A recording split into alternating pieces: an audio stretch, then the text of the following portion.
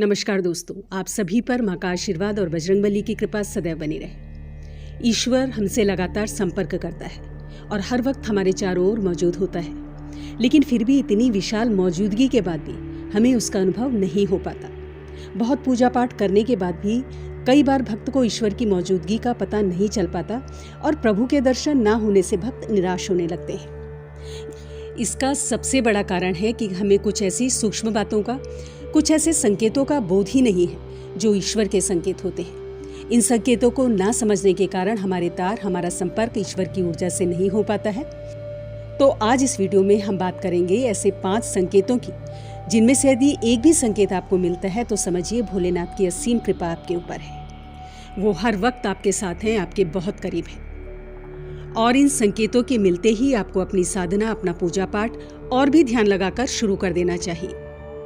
और आपको ये समझ लेना चाहिए कि आप बहुत खुशकिस्मत हैं कि आपने अपने प्रभु की आहट को समझ लिया है। तो सबसे पहले जानते हैं पहला संकेत, और वो ये है कि जब शिव कृपा व्यक्ति पर होती है तो उसे भविष्य की घटनाओं का पूर्वाभास होने लगता है, और खासकर स्वप्न के माध्यम से ऐसा होता है। दोस्तों, हमारा जो चेतन मन है वो हमारे जागने पर सक्रिय होता है, जबकि हमारा अवचेतन मन सदैव सक्रिय रहता है। और निद्रावस्था में जो भी हम सपने देखते हैं वो अवचेतन मन ही दिखाता है। और ये जो स्वप्न होते हैं एक व्यक्ति की तमाम इच्छाओं, समस्याओं और लालसाओं का परिणाम होते हैं। लेकिन जब एक व्यक्ति निरंतर शिव साधना में रहता है, शिव की भक्ति में लीन रहता है, तो ऐसे व्यक्ति का मन और मस्तिष्क अद्भुत ऊर्जा से भर जाता है। व्यक्ति की आत्मिक शक्ति बढ़ जाती है, व्यक्ति की ऊर्जा केंद्रित होती है और विजन पावर बढ़ जाती है। और ऐसे में अवचेतन मन ब्रह्मांड में फैली दैवीय ऊर्जाओं के संपर्क में आ जाता है। भगवान शिव से, उस शाश्वत सत्य से, उस शाश्वत ऊर्जा से जुड़ जाता है। और ऐसे में जो स्वप्न आते हैं वो सत्य घटित होते हैं। भगवान शिव जो सर्वोच्च चेतना है, स्वयंभू हैं, ऐसी परम शक्ति से जुड़ने के बाद जो भी स्वप्न व्यक्ति को आते हैं, और विशेषकर जो स्वप्न ब्रह्म मुहूर्त में व्यक्ति को आते हैं, वो भविष्य की घटनाओं का पूर्वाभास होते हैं। और भविष्य में होने वाली घटनाओं का व्यक्ति को पहले ही पूर्वाभास हो जाता है, पहले ही ज्ञान हो जाता है। ये सिर्फ शिव कृपा से ही संभव है कि व्यक्ति अपने अंदर की असीमित संभावनाओं को स्पर्श करने लगता है, देवतुल्य हो जाता है। और ऐसे पूर्वाभास व्यक्ति को न सिर्फ स्वप्न में बल्कि किसी भी समय हो सकते हैं, जो साधारण चेतना के स्तर पर अनुभव करना असंभव है। तो ये शिव कृपा का बहुत ही खास संकेत है। दूसरा संकेत शिव कृपा का है कि जो भी वाणी आप बोलते हो वो सत्य हो जाती है। विशेषकर जब आप ध्यान कर रहे होते हो तो उस समय मन में अकस्मात कोई विचार आ जाता है, या ध्यान के तुरंत बाद आप कुछ बोलते हो तो वो वास्तव में घटित हो जाता है। तो ये शिव कृपा का एक बहुत बड़ा संकेत है। इसके पीछे का कारण ये है कि जब आप साधना में गहरे उतरते हैं तो अंतर्मन में छाए नकारात्मक विचार, हर तरह के विकार खत्म होने लगते हैं और मन निर्मल होने लगता है।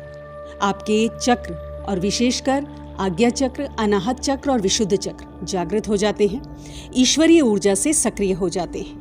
आपकी एनर्जी बहुत दिव्य हो जाती है और आप शिव की ऊर्जा से संपर्क बैठा पाते हो। शिव जो ब्रह्मांड का आधार है, कण कण में व्याप्त है, उनकी दिव्य अनुभूति आपके अंतर्मन में गहराई तक उतरने लगती है। तब उस स्थिति में आप जो भी बोलते हो या जो भी विचार आपको आते हैं वो मिथ्या प्रलाप न होकर बहुत प्रभावपूर्ण हो जाते हैं और आपका बोला हुआ सत्य हो जाता है। वाक सिद्धि की तरफ आप बढ़ने लगते हैं। तो ये शिव कृपा से ही संभव हो पाता है। आपकी चेतना का स्तर बहुत ऊपर हो जाता है, दिव्य हो जाता है। और चेतना का ये स्तर तभी एक व्यक्ति का हो पाता है जब वो शिव भक्ति में संपूर्णतः डूब जाता है, शिवमय हो जाता है, भोलेनाथ के रंग में रंग जाता है। शिव कृपा का तीसरा संकेत है कि आपके बिगड़े हुए कार्य बनने लगते हैं, और जो भी समस्याएं आपके जीवन में हैं उनका कोई ना कोई हल, कोई ना कोई उपाय आपको नजर आने लगता है। दोस्तों, हर व्यक्ति के जीवन में बहुत सी समस्याएं और बहुत से चैलेंजेस होते हैं, और कई बार रास्ता ऐसे हालातों से उबरने का उसे नजर नहीं आता। लेकिन यदि भोलेनाथ की कृपा व्यक्ति के जीवन में हो तो उसे कोई ना कोई रास्ता जरूर नजर आता है। और ऐसा ज़्यादातर तब होता है जब आप शिव भक्ति में लीन होते हैं, बहुत गहरे डूबे हुए होते हैं। तो अचानक ही आपके मस्तिष्क में कुछ ऐसे विचार, कुछ ऐसे संकेत आते हैं जो आपकी समस्या से जुड़े हुए होते हैं, और उस समस्या से उबरने का कोई ना कोई रास्ता एक विचार के रूप में आपके दिमाग में आता है। और दैवीय कृपा से कुछ ऐसे संकेत आपको मिलते हैं जो आपकी उलझनों से बाहर निकलने में आपकी सहायता करते हैं, और ये संभव हो पाता है भोलेनाथ की कृपा से। जब आपकी परेशानी का हल आपको मिलने लगता है, आपका जीवन ज़्यादा सरल, ज़्यादा बेहतर होने लगता है, तो समझिए कि शिव की ऊर्जा से आप पूरी तरह से, पूरी गहराई से जुड़ चुके हैं और वो आप पर नजर रखे हुए हैं। चौथा संकेत शिव कृपा का है कि आपकी नींद ब्रह्म मुहूर्त में खुलने लगती है। दोस्तों, ब्रह्म मुहूर्त एक ऐसा दिव्य और पवित्र पहर होता है जब समस्त दैवीय ऊर्जाएं, सकारात्मक ऊर्जाएं, जो परम सत्ता अर्थात शिव की ऊर्जा का ही एक हिस्सा है, पूरे ब्रह्मांड में फैली हुई होती है। ऐसे समय में यदि व्यक्ति की नींद स्वतः ही खुलने लगे तो ये कोई साधारण बात नहीं है।